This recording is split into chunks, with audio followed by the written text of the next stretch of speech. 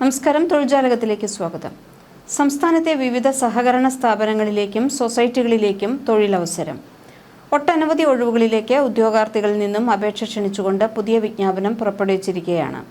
സ്ഥിരതയുള്ള ശമ്പളവും മികച്ച കരിയർ വളർച്ചയും വാഗ്ദാനം ചെയ്യുന്ന ഈ തസ്തികകളിലേക്ക് യോഗ്യരായ മലയാളി ഉദ്യോഗാർത്ഥികൾക്ക് ഓൺലൈൻ മാർഗങ്ങളിലൂടെ ഇപ്പോൾ അപേക്ഷ സമർപ്പിക്കാൻ സാധിക്കും. ബാങ്കിംഗ് പരീക്ഷകൾക്കായി തയ്യാറെടുക്കുന്ന യുവതി യുവാക്കൾക്ക് ഒട്ടും കൈവിട്ട് കളയാൻ പാടില്ലാത്ത ഒരു നല്ല കരിയർ നോട്ടിഫിക്കേഷനാണ് ഇത്. സഹകരണ പരീക്ഷാ ബോർഡ് വഴിയും മറ്റ് അംഗീകൃത വിനിമയ ചാനലുകൾ വഴിയുമാണ് ഈ നിയമനങ്ങൾ പ്രധാനമായും നടക്കുന്നത്.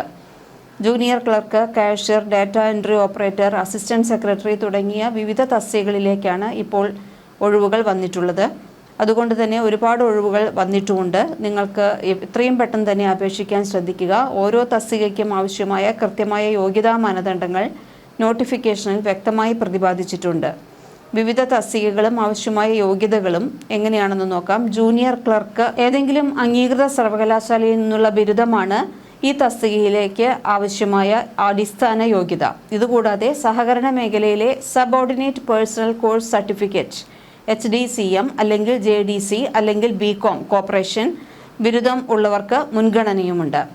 ഡാറ്റ എൻട്രി ഓപ്പറേറ്റർ വിഭാഗത്തിന് ബിരുദത്തിനോടൊപ്പം അംഗീകൃത സ്ഥാപനത്തിൽ നിന്നുള്ള ഡാറ്റ എൻട്രി അല്ലെങ്കിൽ കമ്പ്യൂട്ടർ ആപ്ലിക്കേഷൻ കോഴ്സ് DCA പാസ്സായിരിക്കണം. മികച്ച ടൈപ്പിംഗ് വേഗതയുള്ളവർക്ക് ഈ തസ്തികയിൽ കൂടുതൽ സാധ്യതയുണ്ട്.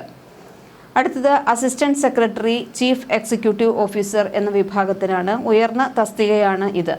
അതുകൊണ്ട് തന്നെ ഇതിലേക്ക് അപേക്ഷിക്കാൻ സഹകരണ വിഷയങ്ങളിൽ ബിരുദാനന്തര ബിരുദമോ, അതായത് MCom കോർപ്പറേഷൻ അല്ലെങ്കിൽ ഉയർന്ന ബാങ്കിംഗ് പ്രവൃത്തി പരിചയമോ അത്യാവശ്യമാണ്. പ്രായപരിധിയും മറ്റു ഇളവുകളും അപേക്ഷിക്കാനുള്ള പൊതുവായ പ്രായപരിധി 18 വയസ്സു മുതൽ 40 വയസ്സ് വരെയാണ്. എന്നാൽ പിന്നാക്ക വിഭാഗങ്ങളിൽപ്പെട്ട ഉദ്യോഗാർത്ഥികൾക്കും പട്ടികജാതി പട്ടികവർഗ വിഭാഗങ്ങളിൽപ്പെട്ടവർക്കും നിയമാനുസൃതമായ പ്രായപരിധി ഇളവുകൾ ലഭിക്കുന്നതായിരിക്കും.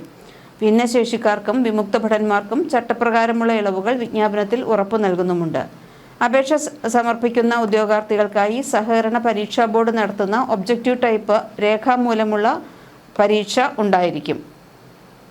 ഇതിൽ ജനറൽ നോളജ്, ബാങ്കിംഗ് നിയമങ്ങൾ, സഹകരണ തത്വങ്ങൾ, കമ്പ്യൂട്ടർ വിജ്ഞാനം എന്നിവയെ അടിസ്ഥാനമാക്കിയുള്ള ചോദ്യങ്ങളാണ് ഉണ്ടായിരിക്കുക. ഈ പരീക്ഷയിൽ ഉയർന്ന മാർക്ക് നേടുന്നവരെ ചുരുക്കപ്പട്ടികയിൽ ഉൾപ്പെടുത്തുകയും തുടർന്ന് നടക്കുന്ന അഭിമുഖത്തിന്റെ അടിസ്ഥാനത്തിൽ അന്തിമ റാങ്ക് ലിസ്റ്റ് തയ്യാറാക്കി നിയമനം നൽകുകയും ചെയ്യും. താല്പര്യമുള്ള ഉദ്യോഗാർത്ഥികൾ ഔദ്യോഗിക വെബ്സൈറ്റ് സന്ദർശിച്ച് തസ്തികകൾക്കനുസരിച്ചുള്ള അപേക്ഷാ ഫീസ് അടച്ച് നിശ്ചിത തീയതിക്ക് മുൻപായി അപേക്ഷകൾ സമർപ്പിക്കണം.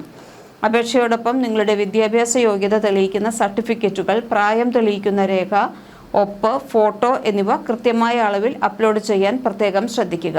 കൂടുതൽ വിവരങ്ങൾക്ക് cseb.kerala.gov.in അല്ലെങ്കിൽ www.kerala.cseb.kerala.gov.in എന്ന വെബ്സൈറ്റുകൾ സന്ദർശിക്കുക. ഇമെയിൽ വരുന്നത് info.csbe@kerala.gov.in ആണ്. ഫോൺ നമ്പർ 04712468 അല്ലെങ്കിൽ 2468 ഈ നമ്പറുകളിൽ വിളിച്ചു ചോദിച്ചാലും കൂടുതൽ വിവരങ്ങൾ നിങ്ങൾക്ക് മനസ്സിലാകുന്നതാണ്. അവസാന നിമിഷത്തെ തിരക്കുകൾ ഒഴിവാക്കാൻ ഉദ്യോഗാർത്ഥികൾ എത്രയും വേഗം അപേക്ഷിക്കുന്നത് നല്ലതായിരിക്കും. കൂടുതൽ തൊഴിൽ വാർത്തകൾക്ക് ഈ ചാനൽ സബ്സ്ക്രൈബ് ചെയ്യും.